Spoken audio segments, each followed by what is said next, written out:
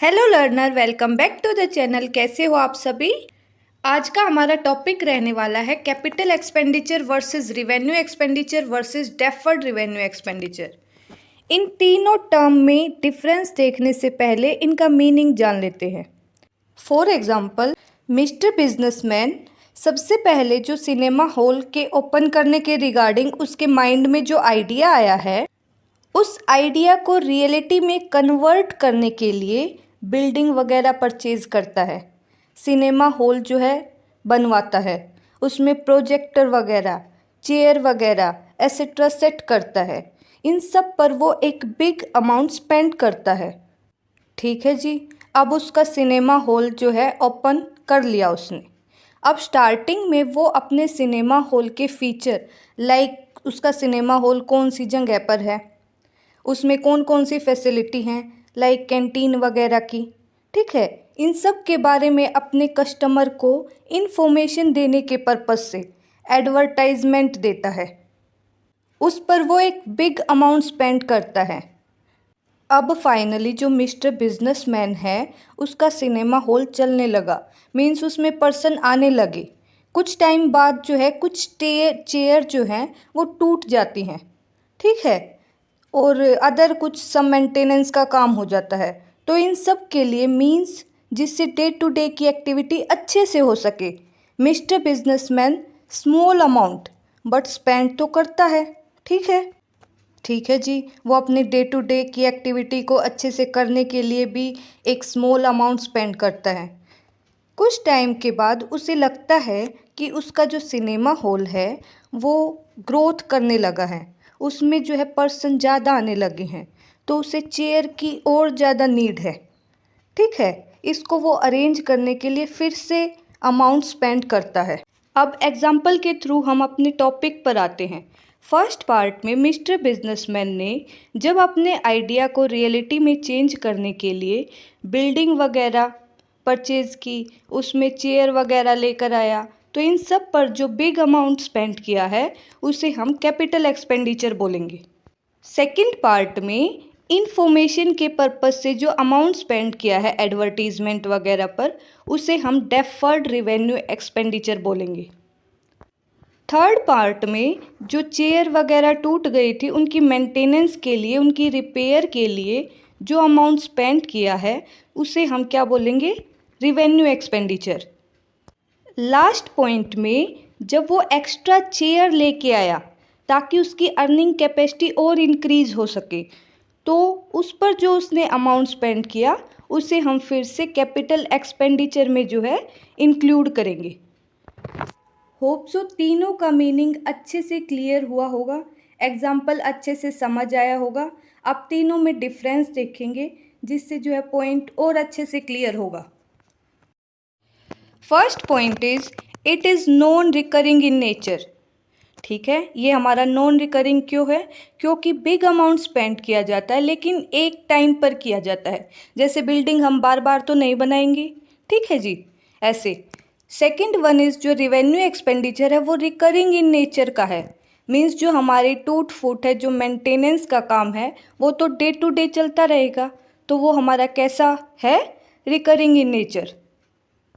Third one is जो deferred revenue expenditure है वो भी हमारा नॉन रिकरिंग इन नेचर है, क्योंकि एडवर्टीजमेंट वगैरह जो है वो लंबे टाइम तक जो है अपने इंफॉर्मेशन देने का काम करता रहता है। Second point is it is benefit is available for a longer period. ठीक है, एक बार बिल्डिंग बना दी, उसका बेनिफिट हमें लंबे टाइम तक मिलेगा। रिवेन्यू एक्सपेंडिचर की बात करें तो it's benefit is obtained with in one accounting period, because हमने जो है स्टार्टिंग में मेंटेनेंस वगैरह का काम करा दिया, तो उसका जो बेनिफिट है वो 1 ईयर तक ही हमें मिलता है। नेक्स्ट ईयर फिर से जो है मेंटेनेंस वगैरह का काम कराना पड़ता है। Third point is it's benefit is available for more than one accounting period, means जो एडवर्टीजमेंट वगैरह का बेनिफिट है वो 1 ईयर से तो ज़्यादा हमें उसका बेनिफिट मिलता है, बट जो है 5 to 10 ईयर तक हमें उसका बेनिफिट मिलता है। फिर टाइम के अकॉर्डिंग हमें अपने जो है एडवर्टीजमेंट में चेंज करना पड़ता है।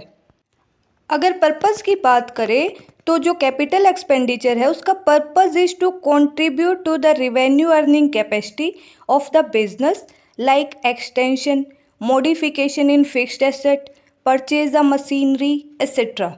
मीन्स कैपिटल एक्सपेंडिचर वो एक्सपेंडिचर होता है जो हमारी रिवेन्यू को इंक्रीज करने में अपना कंट्रीब्यूशन देता है। ठीक है जी। अगर रिवेन्यू एक्सपेंडिचर के पर्पस की बात करें तो purpose to carry on the day to day activities of the business और maintain the regular functioning of the business like administration, maintenance expenditure. Means एक बिजनेस की डे टू डे की activity को अच्छे से परफॉर्म करने के लिए रिवेन्यू एक्सपेंडिचर किया जाता है। डेफर्ड रिवेन्यू एक्सपेंडिचर की बात करें तो purpose to money spend on one accounting period with the intention of creating revenue in future accounting period like cost of advertising campaign. Next point is it will appear on the asset side of the balance sheet. जो capital expenditure है वो balance sheet की asset side में show किया जाता है। ठीक है जी। बिकॉज जो लैंड वगैरह परचेज करते हैं, फर्नीचर वगैरह परचेज करते हैं, वो हमारी फिक्स्ड एसेट है और फिक्स्ड एसेट को हम बैलेंस शीट की एसेट साइड में शो करते हैं। रिवेन्यू एक्सपेंडिचर की बात करें तो it will be show on the debit side on the trading and profit and loss account. ये डिपेंड करता है ऑन इट्स नेचर कि वो डायरेक्ट नेचर का है या इनडायरेक्ट नेचर का है। अगर तो वो डायरेक्ट नेचर का है तो उसे ट्रेडिंग अकाउंट में शो करेंगे, अगर तो वो इनडायरेक्ट नेचर का है तो उसे प्रॉफिट एंड लॉस अकाउंट में शो करेंगे। डायरेक्ट नेचर मीन्स जो रॉ मटेरियल से रिलेटेड है। ठीक है जी। इनडायरेक्ट नेचर मीन्स जो स्टेशनरी वगैरह से रिलेटेड है। डेफर्ड रेवेन्यू एक्सपेंडिचर की बात करें तो the amount return of during the year, जो अमाउंट हमने during the year write off कर लिया उसे तो बैलेंस शीट के डेबिट में शो करेंगे और जो अमाउंट जो है बैलेंस बचता है उसे बैलेंस शीट की एसेट साइड में अदर एसेट हेड में शो करेंगे। आई होप तीनों में डिफरेंस जो है अच्छे से क्लियर हुआ होगा। Now it's testing time. Question number 1 is which one is recurring in nature. जो हमारा रिकरिंग इन नेचर होता है, अभी ऊपर देखा तो वो हमारा कौन सा एक्सपेंडिचर होता है, revenue expenditure. Second question is which expenditure purpose is to contribute to the revenue earning capacity of the business. तो वो कौन सा एक्सपेंडिचर है जो कंट्रीब्यूट करता है रिवेन्यू अर्निंग कैपेसिटी को इंक्रीज करने में। ठीक है जी। तो वो हमारा होता है capital expenditure. Third question is if the revenue expenditure is direct in nature, तो उसे हम कहाँ शो करेंगे, उसे हम शो करेंगे ट्रेडिंग अकाउंट में। Question number 4 is administration expenditure is which type of expenditure. तो ये हमारा डे टू डे की एक्टिविटी से रिलेटेड है, तो हमारा कौन सा एक्सपेंडिचर होगा, revenue expenditure. Question number 5 is amount give the worker for chair repairing which type of expenditure. तो ये भी हमारा मेंटेनेंस से रिलेटेड है, तो कौन सा एक्सपेंडिचर होगा, revenue expenditure. Question number 6 is amount spend on building painting which type of expenditure. हम पेंट मतलब हर साल तो नहीं करते, 4-5 साल में इकट्ठे करते हैं, ज़्यादा अमाउंट स्पेंड होता है, हमारी डे टू डे की एक्टिविटी तो नहीं है, तो ये हमारा कौन सा एक्सपेंडिचर है, कैपिटल एक्सपेंडिचर।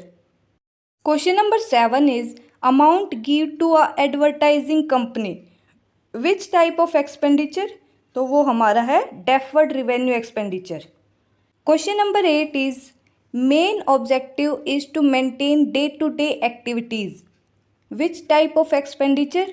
तो वो हमारा है revenue expenditure. Next question is a businessman purchase a machine and spend big amount, this amount called, उसे हम क्या बोलेंगे, capital expenditure. Last but not the least question is in case of deferred revenue expenditure write off amount show in. जो amount during the year write off कर लिया तो उस amount को जो है कहाँ शो करेंगे, उसे शो करेंगे प्रॉफिट एंड लॉस अकाउंट में। Thank you for watching. Comment your score, and if you like, then please give a big smile. Big smile. Thank you.